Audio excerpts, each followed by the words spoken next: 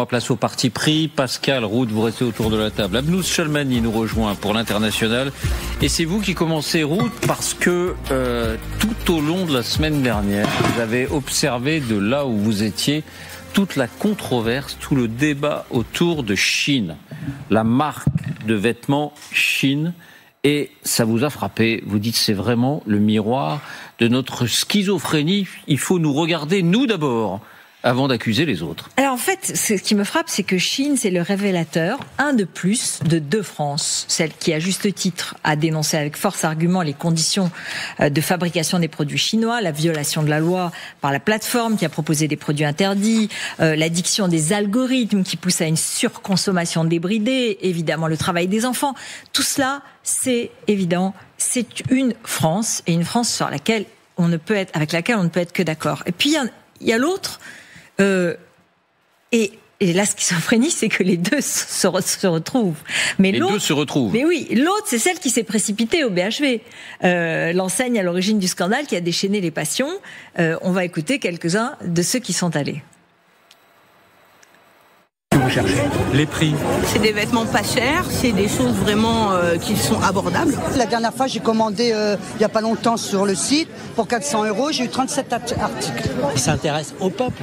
Et moi, je pense que quand on parle à tous les peuples, c'est que forcément, on s'intéresse aussi à leur budget. Mais je trouve ça pas mal, oui, parce qu'il y a pas mal de jeunes qui n'ont pas les moyens de s'acheter des vêtements. Ce qu'on aime, c'est qu'il y a beaucoup de vêtements très tendance maintenant qu'on ne voit pas partout. Et les prix sont intéressants aussi, surtout. Ah, pardon pour la grosse faute d'orthographe, on est en train de corriger. Oui. Les enfants, les collégiens, les lycéens, les écoliers, si vous regardez ça, voilà, regardez, là c'est juste. Il n'y a pas des Y dans schizophrénie, tout à fait. Alors, on écoutait ces consommateurs qui sont allés dans ce magasin et hier, le directeur du BHV, Frédéric Merlin, a fait un post sur Instagram où il a dit, en quelques jours, plus de 50 000 visiteurs sont venus découvrir la première capsule, un vrai tourbillon de visages de rire et de curiosité, un poignet moyen de 45 €. Aujourd'hui, Shein a un visage, ce ne sont pas des chiffres, mais des gens. S'en prendre à Shein, c'est s'en prendre à ces gens-là. Certains politiques en prendront-ils conscience? Parce que derrière les débats idéologiques, il y a des gens qui travaillent, qui consomment et qui vivent. Alors, c'est vrai que c'est un discours de communication extrêmement efficace, extrêmement bien rodé, mais qui touche là où ça fait mal. Parce que c'est vrai que ce succès de Shein, il montre une forme de déconnexion entre les discours officiels, que moi j'approuve complètement, qui condamnent les méthodes de Shein, et les discours sur l'écologie, sur la sobriété, sur la relocalisation, sur les comportements. Et la réalité, c'est-à-dire la consommation immédiate, le low cost, et contrairement à ce qu'on pense, pas seulement d'habitants de la périphérie, comme on dit. Ah, c'est ce qu'on voit sur les images. Exactement, de Parisiens. Frédéric Merlin a précisé 80% de Parisiens. C'est pas la question, mais c'est vrai que c'est très partagé. Et donc, il y a une petite différence. Pour les habitants des grandes villes, aller consommer Shein, il y a une forme de culpabilité. Pour les habitants d'autres, comme on va dire, de la périphérie, de villes de province, c'est plutôt un accès à la mode mondiale, c'est plutôt la démocratisation. Et ça, c'est quand même incroyable. Il faut comprendre cela. C'est en ça que condamner de façon totalement brutale et violente est justifié sur le plan des principes, mais si on ne cherche pas à comprendre, on ne peut pas avancer. Et alors, qu'est-ce que vous en dites? J'ai bien aimé. Ce sont des gens qui n'ont pas eu connaissance de ces débats publics, tout simplement, ou est-ce que c'est des gens qui s'en moquent? Alors, moi, je voudrais citer cette réflexion de Régis Maillot dans Le Point, et c'est de là qu'est venue cette idée de schizophrénie. Il dit « Shein n'est pas une enseigne, c'est notre métastase.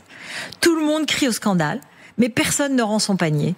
Shein n'a rien inventé, il ne fait qu'habiller notre schizophrénie collective. » C'est effectivement de lui que j'ai pris ce mot. On veut sauver la planète, mais pas payer un pull à 30 €. Il faut entendre cela. Et c'est un débat qui n'est pas nouveau. On l'a eu depuis la taxe sur les carburants. On l'a depuis à chaque fois. On a depuis cette question de la fin du mois et de la fin du monde. Et il y a un contre-modèle qui existe. C'est le fameux Made in France. Vanter le Made in France, c'est la réponse a priori. Comme l'a fait Marine Tondelier, on va regarder, au salon du Made in France. C'est jean. Il coûte plus cher, ça c'est sûr. Mais cet achat-là, vous ne le regretterez pas. Alors, aucun enfant n'a été exploité pour produire ce jean. Il n'est pas venu du bout de la planète. Il ne va pas polluer. Donc, je ne vous fais pas toute la liste de ce qui ne va pas dans Shine et dans Shein, je sais jamais le dire. Et dans plein d'autres marques qui fabriquent dans les mêmes usines. Mais ça, c'est du solide. Bon voilà, c'est vrai, durable, de bonne qualité, français, qui peut dire non à 130 €? Est-ce que les jeunes électeurs, ces jeunes électeurs en ont les moyens? Est-ce qu'une bonne partie des consommateurs, moi j'en connais beaucoup, et y compris parmi les jeunes, qui sont vigilants aujourd'hui sur cette question-là, et qui font des efforts, mais ils sont aussi les plus souvent économiquement avantagés. Donc, qu'est-ce qu'on fait quand on est un politique et qu'on est conscient de ce décalage? Parce qu'il faut le regarder en face. Il n'est pas interdire, évidemment. Il y a, par exemple, Thierry Breton aujourd'hui dans Le Monde qui dit mais c'est pas possible, on a une réglementation européenne, elle existe, elle n'a pas été appliquée, il fallait interdire depuis longtemps. Il a raison. Mais interdire sans comprendre, sans écouter, sans répondre, ça ne sert à rien parce que ça se reproduira d'une autre façon. Et encore une fois, les images que vous nous avez montrées du BHV ne dévoilez pas un public défavorisé. Absolument. Là, on avait l'impression que c'était quand même des personnes qui avaient du pouvoir d'achat. C'est ça la schizophrénie. On a du pouvoir d'achat, on a du bagage culturel. Donc c'est nous tous, quoi. Oui, tous ici, je veux dire. Nous, on a le bagage... nous qui sommes plutôt parmi les favorisés. Honnêtement. Non, parce que on peut être conscient, et moi je suis complètement pour l'être, et je connais des jeunes qui le sont et qui font très attention à ce qu'ils font. Et je les admire, je les respecte. Mais je veux qu'on comprenne aussi que certains ne peuvent pas le faire. Après, le modèle de surconsommation débridée, c'est culturel. C'est pas seulement une question de moyens, c'est aussi une question de conception de la vie. Et ça, c'est aussi un problème. C'est aussi une autre question. Écoutons Roland Lescure en une seconde, le ministre de l'économie. Il veut être conscient de ça. Pas opposer les deux franges de la consommation. Et moi, je comprends la volonté des Français d'acheter pas cher. Il faut juste se rendre compte que quand on achète pas cher, parfois, on n'achète pas très durable, tu l'as dit, pas très environnemental, pas très social. Bon, c'est un peu. Il faut juste se rendre compte parfois. C'est un peu moral. Ah ce qu'il faut. Oui, mais c'est économique. Non, mais bien sûr. Mais ce qui est la question, c'est comment est-ce qu'on rend cette consommation durable abordable. Et c'est évidemment la solution de la souveraineté, de la durabilité. Mais aujourd'hui, qu'est-ce que c'est le Made in France? C'est une myriade de PME innovantes mais isolées, qui n'ont pas la force de frappe du groupe chinois. Mais comment est-ce qu'on peut répondre? Pardon, mais là, j'en vais empiéter sur votre domaine, Pascal. Mais c'est en baissant le coût du travail, en limitant les normes, en baissant la fiscalité pour le rendre plus compétitif. Oui, on est d'accord. Mais est-ce que c'est le climat actuel de la part de ceux qui en parlent, de ceux qui défendent le Made in France? Est-ce que c'est le discours de la même gauche qui dénonce le Chine? Non. Alors bien au contraire, c'est quand même compliqué ensuite de reprocher aux consommateurs de privilégier la fin du mois à la fin du monde, de les culpabiliser lorsqu'on ne se donne pas les moyens pour leur offrir une alternative adaptée. La vraie schizophrénie, c'est celle de l'État. Pardon, c'est pas la nôtre. Moi, je suis très clair dans mes comportements de consommation. J'achète moins, mais j'achète français. C'est vestes, pantalons, etc. Tout ça, c'est français. Enfin, j'achète français quand c'est possible d'acheter français. Le véritable schizophrène, c'est l'État. C'est-à-dire l'État qui dit oui, il faut relocaliser l'industrie, qui crée des barrières à l'entrée. Alors, la multiplication des réglementations, le caractère normatif de toute initiative économique, le prix du travail. Maintenant, je suis pas étonné par ce que je vois. Simplement, vous savez, ce qu'on observait sur les parkings des Lidl et des Aldi en Allemagne quand l'enseigne a été créée, qu'il y avait beaucoup de Mercedes. C'est pour répondre à, pour trouver un parallèle. Et c'est Édouard Leclerc, le papa de Michel Édouard, qui disait les prix bas, les riches les aiment, les pauvres en ont besoin. Mais moi, je ne veux pas vivre dans un monde où on abandonne toute production. Abnous. Je sais pas, on a fermé les usines textiles et tout le monde a voulu porter. C'est presque scandaleux de payer un t-shirt plus de 5 € et qu'importe s'il est fabriqué par des gamins dans des conditions dramatiques. Mais voilà. Il est impossible aujourd'hui d'avoir une usine textile en France avec les normes, les taxes et le coût du travail et de produire des t-shirts qui peuvent concurrencer des marques chinoises qui sont et qui produisent. Vous avez 10 000 références par jour, c'est impossible. Donc c'est là, effectivement, pour moi, c'est un problème de décision économique de l'État, de terrain. Je veux dire, les gens, ils s'adaptent, ils ont envie de fringues et sous Louis XIV, on adorait se fringuer aussi, Pascal, votre parti prééconomique, il y a une information qui vous a scandalisé aujourd'hui. Oui. C'est les menaces, et même des menaces de mort contre un ancien ministre parce qu'il a défendu une loi anti-squat. Oui, et je veux lui apporter mon soutien ce soir, c'est un peu mon parti pris. Je soutiens la position de Guillaume Kasbarian, qui est l'objet d'une véritable chasse à l'homme. On peut parler de chasse à l'homme sur les réseaux sociaux. Je vous montrerai juste après les messages qui ont été postés. Le point de départ, c'est la publication des chiffres des expulsions de squatteurs et de locataires indélicats. C'est un chiffre qui montre, qui est d'abord sourcé de la Fondation pour le logement des défavorisés, qui montre qu'il y a eu 24 000, un peu plus de 24 000 expulsions l'an dernier, avec une croissance significative, presque un tiers, plus 29% sur un an. Donc, Guillaume Kasbarian, qui a été ministre du Logement, qui est à l'origine de cette loi, la loi qui produit ses effets, et franchement, quand on vote une loi, c'est pour qu'elle ait des effets. Là, elle en a. Guillaume Kasbarian prend la parole lui aussi, se félicite de ces résultats. Aussitôt, torrent de haine sur les réseaux sociaux, menace de mort, vous avez raison de le préciser, tu mérites de canner dans un caniveau. Je lis ça sur les réseaux sociaux. Une balle pour cet homme, s'il vous plaît. Et puis, vous avez des menaces de mort, vous avez des insultes, et une campagne politique contre lui. Kasbarian veut faire exploser le nombre des morts de la rue, publie William Martinet, qui est le secrétaire général du groupe LFI à l'Assemblée nationale. Alors, face à ce flux de menaces, Guillaume Kasbarian décide de porter plainte. Il l'a fait lundi, en début de semaine. Quels ont été les résultats ? Est-ce que tout ça mérite une telle violence ? Quels ont été les résultats de la loi Kasbarian ? Avant cette loi, avant la loi Kasbarian, pour les squatteurs, le préfet n'était pas obligé d'intervenir pour rétablir l'accès de l'espace squatté à ses propriétaires. Les résidences secondaires en étaient exclues, comme les locaux commerciaux. Avec la loi, le préfet est saisi et il doit agir sous 48 heures.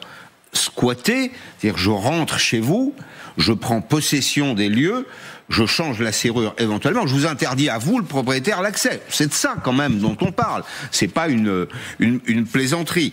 La loi met fin à une anomalie.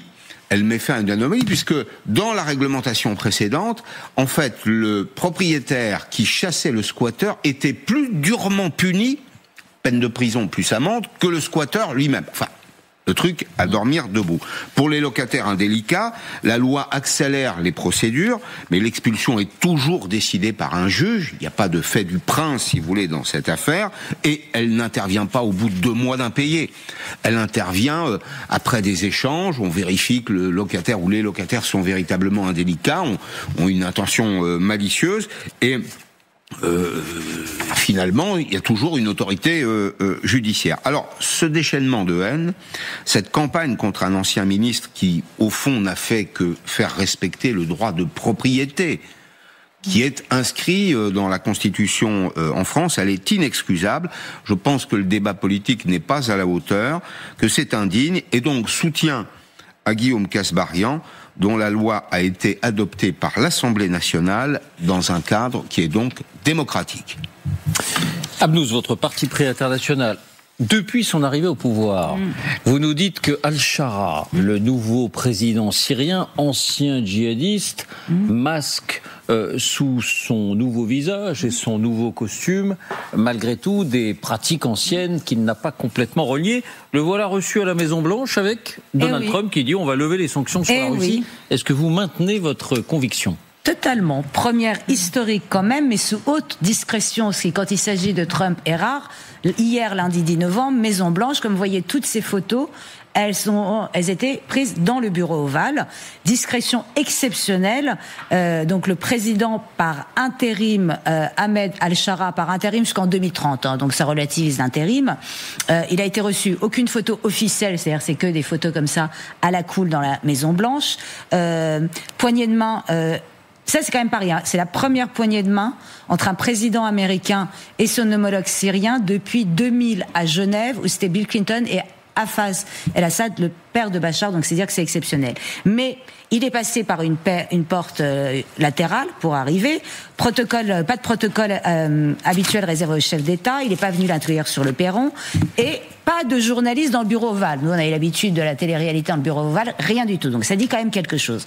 La rencontre aura quand même duré 2 heures. Et, non, mais je peux pas m'en empêcher. On écoute le commentaire de Donald Trump après cette rencontre. He's had a rough past. We've all had rough pasts. But he has had a rough past. And I think, frankly, if you didn't have a rough past, you wouldn't have a chance. Alors, ça dit quand même la fascination de Donald Trump pour la violence et la brutalité. Et à un moment, je me suis dit, comme il confond l'Arménie et l'Albanie, peut-être qu'il confond Al-Shara avec Naïb Boukele, le président salvadorien, qui se présente lui-même que le dictateur le plus cool du monde. Ce n'est pas impossible. Mais voilà l'idée. Donc, résultat, qu'est-ce qui va... Alors, en plus, il y a une chose amusante, c'est que en toute vitesse, en urgence, le FBI a eu dû lever son nom, parce que le nom de Al-Shara était sur la liste noire des terroristes et qu'il y avait 10 millions de dollars sur sa tête pour des informations. Oui, ça a été retiré le 7 novembre pour qu'il puisse arriver le 10. Il a quand même donné des preuves depuis qu'il est à la présidence. Le résultat, c'est quand même il se passe des choses.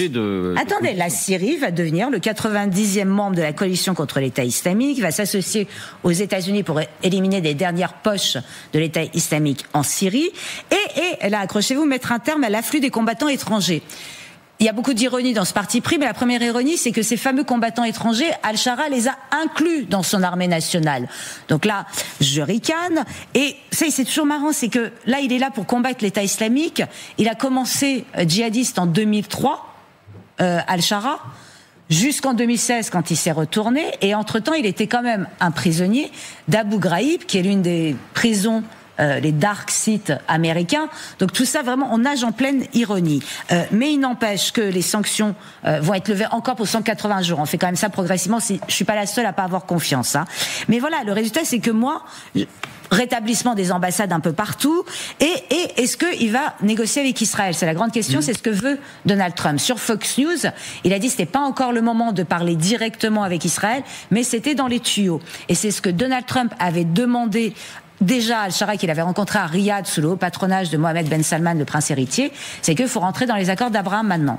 Donc c'est quand même quelque chose qui est un peu dans les tuyaux. Et alors quand vous me dites, mais pourquoi vous n'avez pas confiance? Je suis pas confiance parce que depuis mars 2025, Al-Shara a instauré un système présidentiel hyper personnalisé, il cumule en gros tous les pouvoirs, que les droits des femmes, des minorités religieuses, en l'occurrence les alaouites, les chrétiens, les druzes, sont dans un flou total. Je ne vous parle même pas des minorités sexuelles, parce qu'à mon avis, Al-Shara, il fait partie comme Ahmadinejad, vous savez, il avait fait une conférence aux États-Unis, l'ex-président iranien, pour dire les homosexuels n'existent pas en Iran. Donc je pense que Al-Shara pense à peu près la même chose. Ne parlons même pas de la laïcité. Et je pense que c'est ça, c'est ce flou doublé de son pragmatisme qui lui ouvre les portes occidentales. Mais pour une seule raison. Il y a un besoin de stabiliser la Syrie pour éviter qu'elle redevienne un foyer djihadiste. Il y a un besoin de contrer la monarchie en faisant de la Syrie un contrepoids à l'influence iranienne. Et il faut prendre en compte absolument l'Arabie Saoudite et la Turquie. L'Arabie Saoudite qui veut faire un partenaire commercial de la Syrie et qu'en plus a une place stratégique géographique importante. Et Erdogan qui a toujours soutenu Al-Shara. Il y a besoin pour sécuriser la frontière turque-syrienne et, entre guillemets, régler le problème turc. Mais quand Erdogan, le turc, veut régler le problème kurde, c'est-à-dire refaire un petit massacre en passant, ce qui est très inquiétant. Donc, moi, je pense qu'Al-Shara peut revenir au djihadisme. Non, moi, je pense qu'il peut revenir au djihadisme. Je pense que la guerre civile peut encore retomber dans une guerre, que la Syrie peut retomber dans une guerre civile. Bref, c'est un pari risqué, mais qu'il faut prendre d'une manière pragmatique. Mais je n'ai toujours pas confiance. N'exigeons pas non plus de lui qu'il ait une culture démocratique scandinave. Non. Mais et pourquoi pas Et pourquoi pas? Merci à vous trois pour ces partis pris. Merci à vous de nous avoir suivis.